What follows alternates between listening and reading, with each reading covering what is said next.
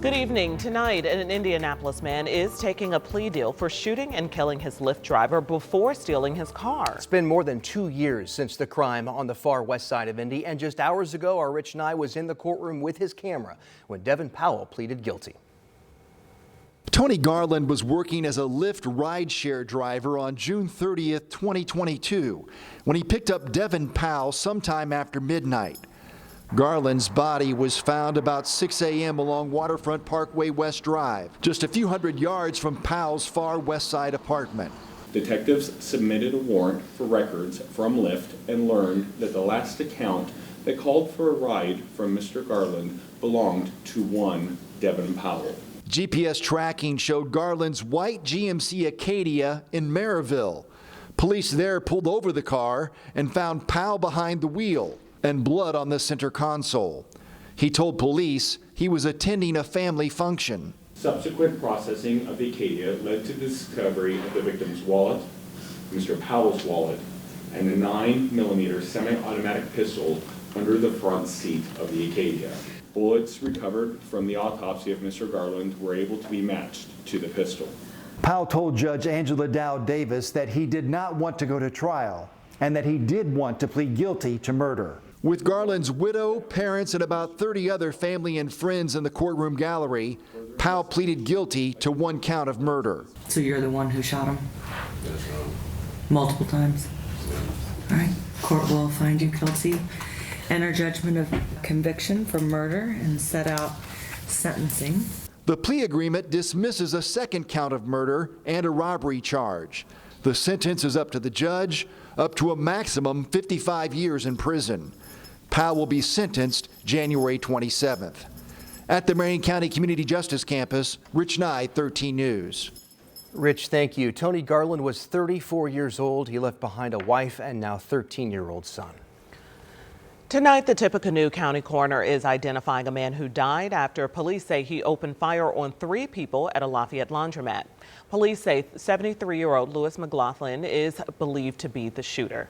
The coroner found the man from Lincoln, Nebraska, died after shooting himself. The coroner also identified one of the other 3 people shot as 35-year-old Keith Ford of Lafayette, and then another man and woman were hospitalized after the shooting.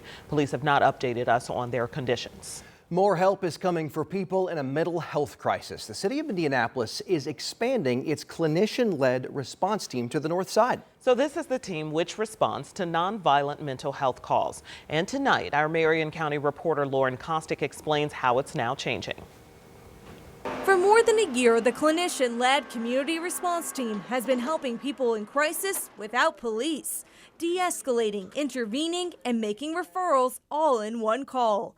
Now the city is expanding that team to IMPD's North District. More of our neighbors than ever will be able to access the care that they need. Currently, the team of 24 operates out of downtown in the east side, available 24/7. It all starts with a 911 call. The dispatcher then sends out a team only to nonviolent emergencies. All other calls go to IMPD or MCAT, who has an officer on board. Since the beginning of the year, the team has responded to more than 900 calls and helped over 600 people. So meeting people in the community with accessible mental health services is monumental for the city of Indianapolis. The expansion will go into effect in early 2025. In Indianapolis, Lauren Kostick, 13 News.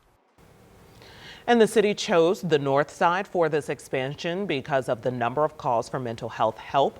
They continue to evaluate data in other IMPD districts.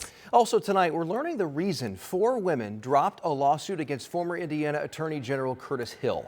The woman had accused Hill of groping them during a party back in 2018. Well, they've now dropped the civil lawsuit against him, saying they reached the, quote, frustrating conclusion Hill would never take responsibility for intentionally touching them in a sexual manner without consent. Hill denied the allegations, and he released a statement saying there was no settlement. He went on to say, quote, the case against me was dismissed with prejudice by each of the plaintiffs, thus ending this odyssey of unfounded allegations that have dogged me for nearly 7 years and have served as the fuel for political and personal attacks against me. Tonight, a man is in critical condition after firefighters say he was trapped inside the house he's lived in for more than 30 years during an early morning fire. It happened around 8 this morning near South State and Walker Avenue in Indianapolis. That's on the near southeast side. Firefighters found the man, who they say is in his late 60s or early 70s, barely conscious inside that home. They got him out through a window on the side, which didn't burn. Firefighters say that 2 women started breaking windows and tried to get him out before they arrived.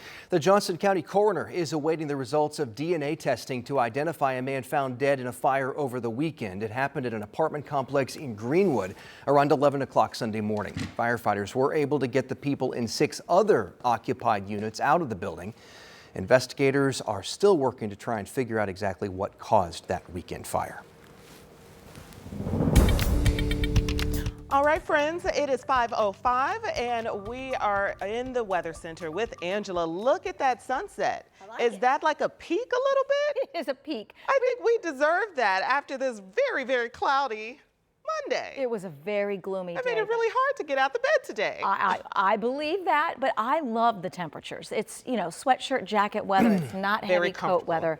But find that heavy coat, because that heavy coat weather is coming back by the middle part of the week. Temperatures right now under those gloomy conditions, still close to 50. We have 50 degrees at the Country Club of Indianapolis, 50 downtown, in Greensburg and Noblesville as well, 49 Morris Reservoir and Crawfordsville, and 51 in Brown County. Temperatures the next couple of hours will stay in the range of 45 to 50, and with a fairly thick cloud deck, temperatures really aren't going to drop too much. We'll be in the upper 30s early tomorrow morning. The weather issue early on Tuesday won't be the cold air, won't be the temperature, but the threat of a little bit of fog developing late tonight and early tomorrow. Locally dense, perhaps near zero visibility. That would lead to at least the possibility of some school delays and perhaps a slow morning drive. So maybe set your alarm clock a few minutes early. Morning clouds, low clouds, fog and drizzle, temperatures in the upper 30s as kids head home tomorrow afternoon. Not quite as warm, still expecting 40s, but we're also expecting a big cool down when that arrives in your 7-day. Okay, Miss Angela, if you're like me and you'd always like to have her services with you, you can track any weather changes this week. You're welcome. You can track the weather changes with our live Doppler 13 weather app. You can check out the weather blog, and after you download it from your phone's app store, you'll have much of Angela, a lot of Angela. Angela can always be with you. Yes.